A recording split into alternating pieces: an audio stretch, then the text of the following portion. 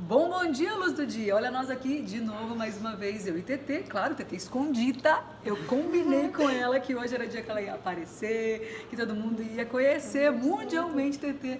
Ela falou que não deu certo, a sincronicidade não facilitou. Hoje que nós estamos aqui gravando é dia de São Francisco de Assis, é um dia para mim, para minha família, para toda a família de Pranic Healing, mais do que especial, porque é o dia que representa muito da nossa missão, daquilo que a gente elege, né? Trabalhar como propósito, trabalhar como legado, que é de que realmente nós possamos ser um instrumento de luz, que onde houver sombra, que a gente possa, com a nossa presença, com as nossas orações, meditações, com as nossas intenções, com os nossos pensamentos, palavras e emoções, levar a transformação, né?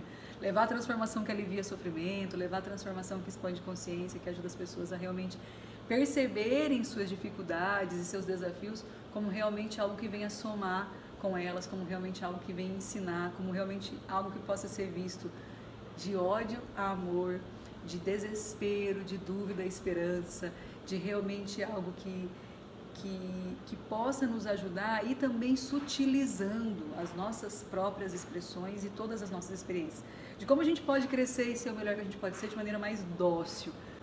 E São Francisco de Assis é uma referência para nós, desse sonho, dessa possibilidade, dessa eleição, dessa escolha, desse ser que além de santo para a fé católica é sobretudo uma referência de humano, de quem realmente buscou com sua humanidade uma coerência maior com a sua essência, com as suas necessidades, de quem nos deixou realmente um legado muito grande de comunicação pacífica, de composições familiares. Então, nesse dia mais que especial, que tudo não conspirou para Tetê aparecer, nós temos algo muito, muito importante e relativo à transmutação, à transformação, a sermos um melhor instrumento de luz, de amor, de poder e presença divina, como nos convida São Francisco de Assis a compartilhar com vocês. Que é o que, Tetê? Bom, a pergunta que não quer calar, Ela tá não só minha, mas das suas seguidoras, das alunas Milite, todo mundo. Todo mundo. O mundo inteiro quer saber, Tetê. Abre seu coração. Tipo, a importância da constelação familiar, por que não consigo viver meu presente, fluir, viver bem. Poderosa essa pergunta. Enquanto eu não resolver e estiver em paz com o meu passado. Porque, muito poderosa essa pergunta. Né, a gente pensa assim, o que eu tenho a ver com o que foi feito com os meus antepassados, o comportamento deles, do meu pai, do meu tio, do meu irmão? Qual é essa influência para entender melhor, para ficar mais claro? E eu com isso, né, Tetê? Vote, como diz o cuiabano, agora quando? Que é que me tira uma coisa dessa? Linda pergunta, Tetê, lindo interesse, linda realmente intenção de todas as alunas Bilai, de todas as mulheres Oásis, de todas as seguidoras, de melhor aprofundar nessa toca do coelho, que pode nos levar realmente na essência, no âmago da nossa vivência, né, da razão maior por que nascemos. Bom, primeiro que tem tantas coisas para clarear, que talvez em um vídeo não dê para clarear tudo, mas nós vamos pelo menos ir tateando, e o que restar de dúvida, você aí curte, comenta, marca, sugere, né, de complementação a esse bate-papo de alma profundo, que não tem hora para acabar e que deseja, da maneira mais autêntica, realmente aprofundar o que é possível. Então, primeiro que assim, é muito importante a gente considerar que nem tudo acaba em pizza sistêmica. Bom, nem tudo acaba em pizza sistêmica. Em constelação familiar, a gente sempre está olhando para o viés sistêmico do desafio. A constelação familiar é uma técnica realmente, né, reapresentada a nós como um caminho de resolução de conflito, de problemas pelo Bert Hellinger, que inclusive fez sua passagem recentemente com mais de 90 anos, que foi padre por tantos anos, que estudou psicanálise, que estudou teologia, que estudou muitas ferramentas de desenvolvimento humano e observando a tribo Zulu, chegou à constatação de que nós podemos conhecer muito de nós mesmos, conhecer muito da vida tal qual ela é, conhecer muito das nossas potencialidades, representando-as, olhando de fora, fazendo essa metacognição, né? De olhar de fora aquilo em que estamos envolvidos, para conseguir a partir disso dar um melhor lugar de realmente integração, de permitir que o que aconteceu tenha acontecido, para poder que o presente então exista. Ou seja, o Bert Hellinger com a constelação familiar, ele nos ajudou a entender que sem passado não há presente. Porque foi exatamente tudo que foi acontecendo antes de eu estar aqui que me permitiu estar aqui com o que eu tenho agora, de vivência, de pontos fortes e pontos fracos. E que se eu não aceito, se eu não dou um lugar de honra ao que foi tal qual foi, porque eu estou em completa negação, não aceitação, em crítica, em condenação e em queixa, então eu tenho a energia do fluxo da vida travada para o agora. Para o agora. Então, filosoficamente falando, da maneira mais ampla, se eu não estou em paz com o passado, se eu não entendo que aquilo que aconteceu no passado foi o melhor possível para aquela ocasião, com as condições ali presentes, com as habilidades ali presentes, com a consciência ali presente, eu então fico em bloqueio, eu fico realmente em condição de desconfiança, de não boa autoestima, de saber que seja o que for, que a vida me apresente agora é o melhor possível, é o ideal para que eu evolua a partir disso, sem ilusões de perfeição, né? Então, o Bert nos ajudou a perceber que tem sempre uma referência disso no pai e na mãe que nós elegemos através deles chegar aqui. No pai e na mãe com sua saúde, com seus traços físicos, com sua história, com sua ancestralidade. Por quê? Porque de modo geral, assim como a gente conscientemente acredita que não elegeu a textura do cabelo, o biotipo, a cor do olho, a cor do cabelo, a gente acredita que não elegeu esse ancestral, esse acontecimento, como foi que aconteceu a minha gestação, como foi que aconteceu o meu nascimento, o que é que estava envolvido ali na minha primeira infância. Mas em verdade a nossa alma elegeu. A nossa alma elegeu nesta vida aflorar-se, desenvolver-se através desse script. Por isso que enquanto eu não integro esse script, enquanto eu não me aproprio desse script como a minha própria história, enquanto eu não aprendo o que eu tenho para aprender com isso, eu não consigo estar na minha potencialidade máxima no agora. E isso tem muito a ver com pai e mãe, porque é com pai e mãe que a gente faz os nossos primeiros registros, que a gente carrega nas nossas células as nossas memórias, né, das nossas dores, das nossas feridas. E então, a partir desse filtro de percepção da realidade, através desse óculo adquirido nas primeiras relações com pai e mãe, a gente começa a perceber todas as demais realidades e relações. Agora, é importante muito dizer uma coisa: eu sou uma adepta da constelação familiar de corpo e alma. Eu tenho um carinho, uma honra muito grande pelo Bert Hellinger, senti muito pela sua partida, mesmo entendendo que sua missão foi belamente cumprida, ele deixou um legado incrível. Mas trabalhando com isso há tanto tempo, eu fiz a minha formação de constelação familiar há exatamente 10 anos atrás, então, né, trabalho como focalizadora, como consteladora nessa década toda e vi a constelação ganhar notoriedade, reconhecimento e popularidade no Brasil com muita força nos últimos 3 anos, e isso muito me alegra o coração. Agora, como tudo que ganha publicização, como tudo que ganha a dimensão da democracia, de todos terem acesso, isso tem um aspecto belíssimo, que é de se tornar então um recurso de ajuda para mais pessoas, mas um recurso natural como um preço da vida perigosíssimo, que é da má aplicação, da má compreensão dessa ferramenta incrível de ajuda. Então, muito me alegra a repercussão e a expansão de todo esse trabalho, e um pouco me põe em alerta a maneira como a gente consegue ir bem aplicando e usando esse trabalho. Por quê? Porque embora na constelação a gente queira entender a herança e o que o passado bloqueado e não aceito possa estar influenciando no presente, nem tudo é sistêmico, né, mamãe? Benício tá aqui, lindão, hoje. Nem tudo é sistêmico, né, mamãe? Nem tudo acaba em pizza sistêmica.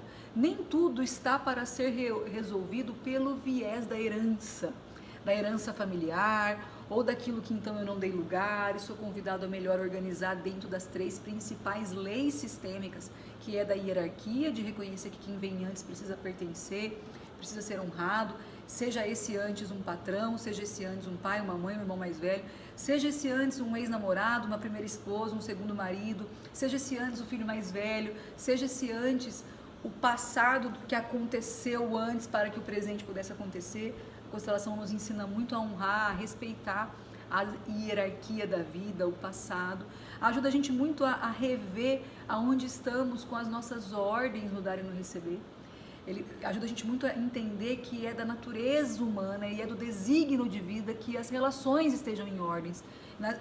Então, quando não há ordem, quando não há um equilíbrio no dar e no receber, quando mais se dá do que se recebe, quando mais se recebe do que dá, ou enfim, qualquer dimensão que isso possa estar passando na relação de trabalho, na relação marido e mulher, na relação pais e filhos e amigos, existe um movimento natural da vida para a ruptura, para que deixe de haver a desordem, para que se aprenda o que é preciso aprender com a desordem para irmos caminhando para a ordem.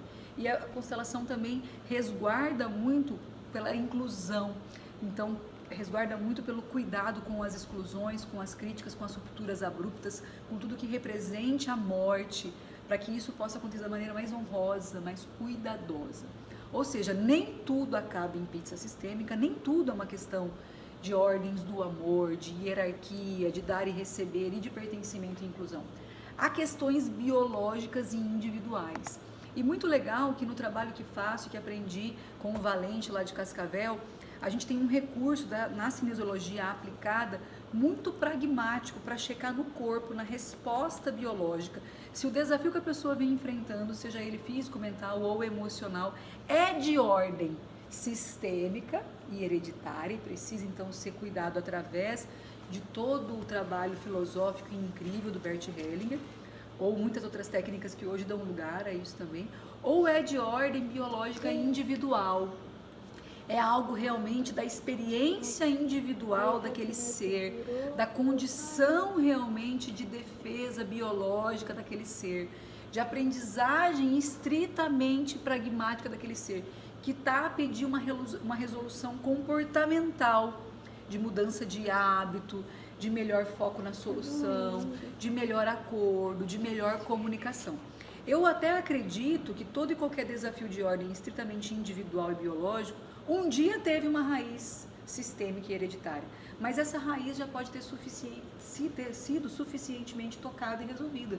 Então, uma pessoa que já vem numa jornada de autoconhecimento, de trabalho há muito tempo, pode já ter resolvido ordens sistêmicas importantes, pode já ter cuidado de dar o melhor lugar a seu pai, a sua mãe, suas vivências da primeira infância, pode já ter organizado as hierarquias da sua vida. Claro que nunca se esgota, esse não é um trabalho que tenha fim, há sempre que seguir olhando e aprendendo com as questões sistêmicas. Mas nem tudo acaba em pizza, senão daqui a pouco as pessoas estão usando constelação familiar para tomar decisões pragmáticas do dia a dia a todo vapor. Eu sinto nisso um perigo, um alerta. Cuidado, meu povo! Constelação é lindo. As heranças sistêmicas são reais, elas estão vividamente presentes em nossa vida. Nós vamos melhor explicar isso aqui a partir de algumas outras perguntas. Mas o fato é que existe uma corresponsabilidade individual com as habilidades, com realmente a minha contribuição hoje, que também é comportamental. Tem essa parte anímica, da grande alma, da alma familiar, a resguardar pela ordem, pela aprendizagem, e também tem a corresponsabilidade individual do que eu faço agora para melhor me corresponsabilizar pelo destino, pela saúde, pela resolução que então aqui busco, então aqui preciso. Já pensou nisso? Olha, você falou, né, muito bem falado, digamos, né? Mas eu queria, assim, que você desse um exemplo para ficar assim, ainda mais claro de entender. Mais raso, mais fácil. São muitos os exemplos, vamos falar aqui de alguns. É muito comum receber na clínica, receber na Lisboa, online, presencialmente, trabalhando nesses 12 anos com mulheres com múltiplos desafios no relacionamento amoroso e que realmente estão com vários bloqueios lá com o pai na primeira infância. E aí quando a gente vai olhar para como melhor resolver o casamento, como melhor resolver a relação amorosa, a gente identifica como principal causa daquele problema amoroso dela, a relação dela com o pai. E essa mulher fica puta. Eu vim aqui trabalhar meu marido, eu não vim aqui trabalhar meu pai. Meu pai, sei lá, eu não quero saber do meu pai, eu não perdoo meu pai. Meu pai me violentou, me molestou, me abandonou, foi embora, traiu minha mãe, se casou com outra, tem outra família. Dane-se, meu pai já me causou problema demais. Eu não quero falar do meu pai. Eu quero falar do meu marido, eu quero falar da minha relação com o meu marido. E aí, o que acontece? Do ponto de vista sistêmico, quando é o caso especificamente de ser, nesse que eu estou dando exemplo, é óbvio que é, e vocês vão entender melhor com essa resposta por quê. Quando é o caso da abordagem, da melhor solução, precisar integrar conteúdo sistêmico, honrar o passado para poder liberar o presente, literalmente assim, uma coisa muito mal resolvida com o pai, onde você não entende porque o pai fez isso e quer entender e se mantém em crítica ao pai e nutre ainda mais do que até uma não compreensão, porque a gente não precisa entender a vida para viver a vida, nutre ainda até uma maledicência do pai, fica falando mal do pai, desejando mal para o pai, que se arrebente o pai, foi embora, não quero nem saber. Quando a sua energia ainda tem essa qualidade, a maneira como você se relaciona com os homens é muito permeada por essa experiência. Exemplo, e aí é onde entra talvez a resposta pragmática da sua primeira pergunta, que é a pergunta das alunas, que é a pergunta das seguidoras, que é do aspecto pragmático disso, do dia a dia, que é, mas o que tem a ver? Porque assim, o meu marido não me lembra em nada meu pai. Pelo contrário, eu procurei me casar com uma pessoa oposta do meu pai. Meu padrão comportamental não tem nada a ver com o que meu pai faz, porque eu jamais faria o que meu pai fez, eu abomino o que meu pai fez. Então como é que eu posso conseguir alguma melhoria na minha relação hoje, resgatando, perdoando, fazendo hipnoterapia, fazendo body talk, fazendo cura reconectiva, fazendo reconexão, fazendo pranic healing, fazendo reprogramação biológica, fazendo constelação familiar? Como é que eu posso, através dessas ferramentas terapêuticas, conseguir melhorar o agora, ressignificando o passado? Bom, a gente acredita e tem milhões de evidências clínicas, científicas, respaldadas por vários artigos, de que se você tem um trauma não processado, não apropriadamente alocado em você com o teu pai, você sempre vai ter um viés de perceber os homens como quem é capaz de fazer aquilo que seu pai fez. E você vai ter mecanismos de defesa, que a gente chama então de máscara, inconscientes, de lidar com esse marido como já presumindo que o marido pode, quem sabe, um dia vir a fazer igual o pai fez. Então, um exemplo disso que a Liz traz muito ali no livro das 5 feridas emocionais é que, se eu entendo que eu tenho uma ferida de traição com meu pai, que eu fui muito traída pelo meu pai, que meu pai fez um acordo comigo, não honrou, e ainda traiu a minha mãe, e ainda foi embora com outra mulher, e assim eu percebo que toda a minha família foi traída pelo meu pai, basicamente eu me relaciono com os homens através do risco da traição. E segundo a Lise, qual que é a máscara e a reatividade inconsciente automática de quem se sente traído, de quem está ferido de traição? É controlar. Então você vai desenvolver relações com outros homens de controle, de superioridade, de domínio, de você realmente não confiar, de você realmente não estabelecer acordos exequíveis. Basicamente você vai fazer acordos com esse marido que não te lembra nada do teu pai conscientemente, que ele não é capaz de cumprir, você vai penalizar ele, você vai se sentir também traída por ele, mesmo que não num aspecto sexual e de uma relação íntima com uma outra mulher, você potencialmente vai se relacionar com ele como alguém que não cumpre acordos, que não honra com o combinado, porque você vai tender a ter mais energia, a fazer mais do que ele, a se comparar com ele, a colocar-se a superior a ele.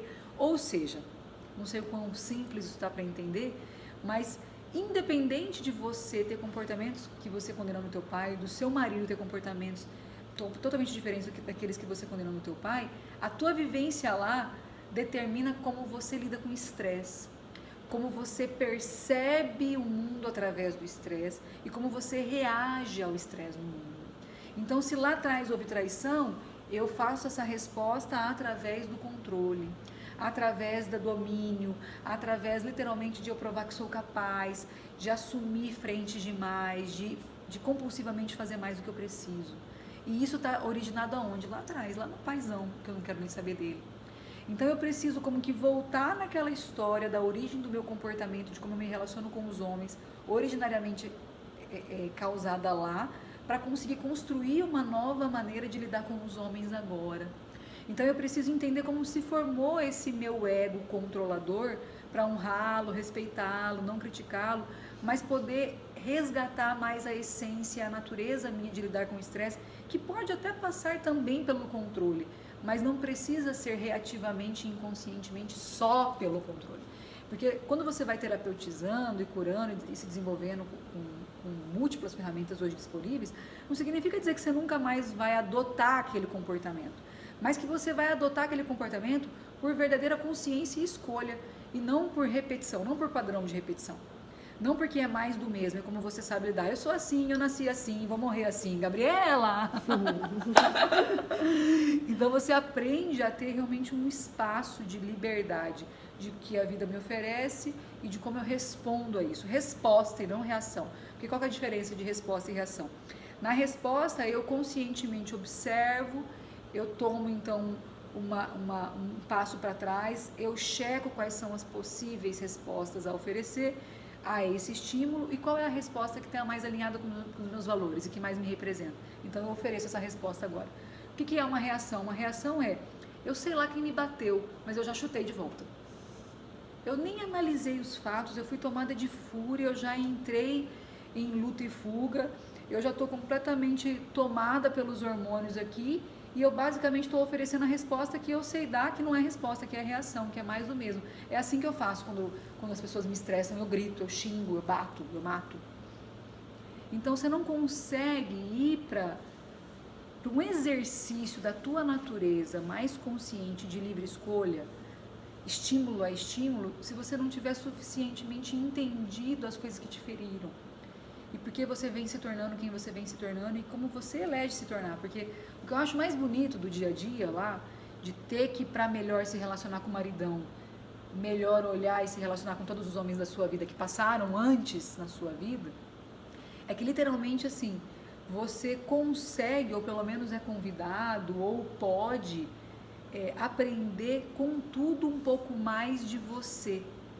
Então você consegue realmente assim dignificar mais você e se criticar menos você mesmo e criticar menos seu passado e todos os envolvidos ali e dar realmente um lugar de respeito, porque quando a gente fala um lugar de honra, que está na Bíblia, né, honrar pai e mãe, que está nas constelações, honrar tudo que aconteceu antes, pode parecer grande demais honrar. Eu vou lá honrar um homem que me estuprou, eu vou lá honrar um homem que me traiu, me abandonou, me largou na sarjeta, mas eu posso respeitar a minha própria história e como eu contribuí para que aquilo acontecesse comigo e que eu tinha para aprender lá. Então, sim, sempre a maneira como eu me relaciono com todos os homens da minha vida, eu sendo mulher, tem a ver com como eu aprendi a perceber o homem com meu pai e com meu irmão. E sim, se eu sou mulher também, todas as maneiras como eu me relaciono com as mulheres, com a minha filha, com a minha sócia, com a minha cliente, com a minha fornecedora, com as minhas funcionárias, tem a ver com como eu aprendi a me relacionar com as mulheres, com a minha mãe, que foi a minha primeira tutora, mentora na existência do feminino. Então você acaba, mesmo que lidando com pessoas completamente diferentes da tua mãe, lidando com o risco de que aquela pessoa venha fazer com você o que sua mãe fez. É como se fosse assim, se até meu pai e minha mãe fizeram isso comigo, por que eu haveria de viver com você como se você não fosse fazer? Então eu literalmente te trato já partindo do pressuposto que pode acontecer comigo a qualquer momento aquilo que aconteceu lá atrás. Seja traição, abandono, seja rejeição, seja injustiça, o que foi. Por quê? Porque isso foi a minha vivência. Eu tenho como viver como se isso não fosse acontecer, se é que já aconteceu comigo? Manda brasa, Dede. Vou fazer uma pergunta, mas isso também pode, já ouvi falar muito, isso não pode ser só diretamente assim, os pais são os que vão mais próximo da gente, mas isso pode ter acontecido na segunda, terceira, quarta geração também. Pode, porque primeiro que do ponto de vista hereditário, bom, existe uma cadeia sucessiva, né? Um comportamento, assim como uma história de vida, assim como um gene da cor do olho, ele passa de uma geração para outra. Então a gente herda, há uma teoria lindíssima sobre isso, que a gente herda mais as histórias de vida do que os traços físicos. Por quê? Porque são as histórias de vida que inclusive moldam os traços físicos. E uma evidência disso está no livro da Lise, né, das 5 feridas emocionais, que ela ajuda a gente a auto-reconhecer as nossas próprias feridas e a reconhecer as feridas nos outros através dos traços físicos daquela pessoa.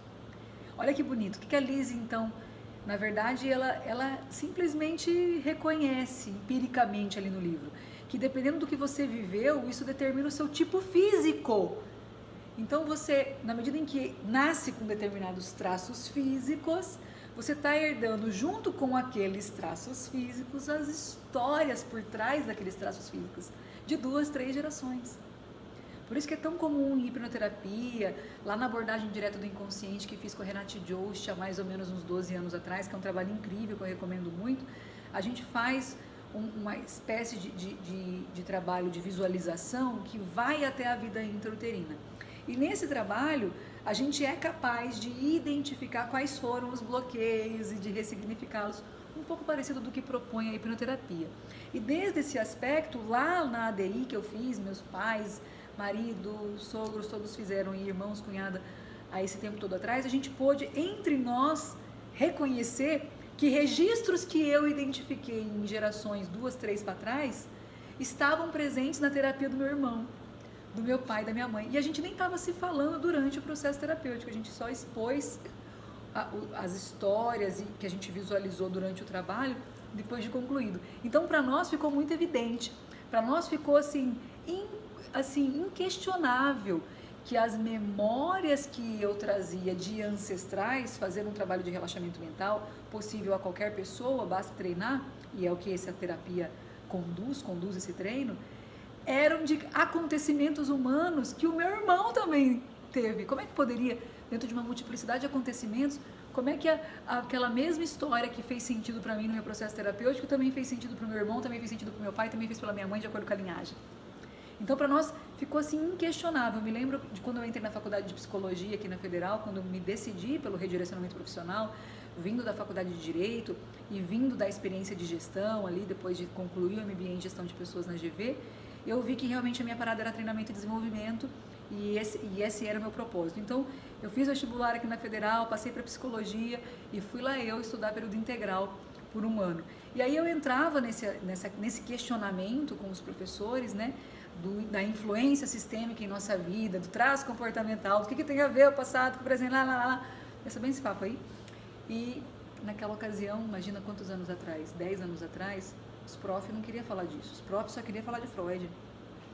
E aí os profs não aceitavam, eles diziam que isso não tinha comprovação científica. Eu dizia, mas para eu acreditar, basta que eu tenha vivido e revivido junto com todos os membros da minha família o bastante para todos serem suficientemente curados a partir disso. Então, independente de uma evidência científica, se isso funciona para todos, nós tínhamos uma evidência e uma amostragem vasta o suficiente do quanto aquilo estava sendo importante para todos os membros da minha família. Por quê? Porque éramos, naquela ocasião, mais de 20 pessoas, entre familiares de Londrina e familiares de Cuiabá, trabalhando desde esse viés da constelação familiar e das memórias ancestrais, do que tinha acontecido há 2, 3 gerações atrás, há 10 gerações atrás, buscando soluções no presente, no agora. E todos nós estávamos não só melhor lidando com as situações do agora e melhor resolvendo, como estávamos também coletivamente ressignificando lá o passado. E todos nós construímos uma vida muito melhor a partir disso. Construímos aonde essa vida muito melhor? No agora. Nós não mudamos o passado, nós não podemos voltar lá, bater um papo com a bisa, com a tataravó que eu nem conheci.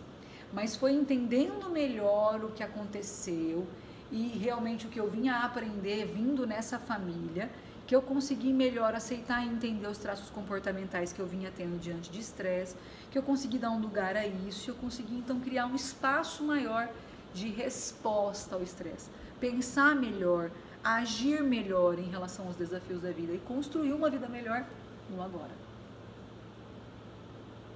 Como é importante, né? É muito importante. Eu acredito que todos nós estamos aqui para nos apropriar do momento da história que nos é dado somar. E esse momento, ele é permeado, inevitavelmente, pelo possível que foi antes de agora. É como se você nascesse em plena época da luz elétrica e de acesso ao WhatsApp, e a gente conversava ontem o quanto o WhatsApp revolucionou as relações.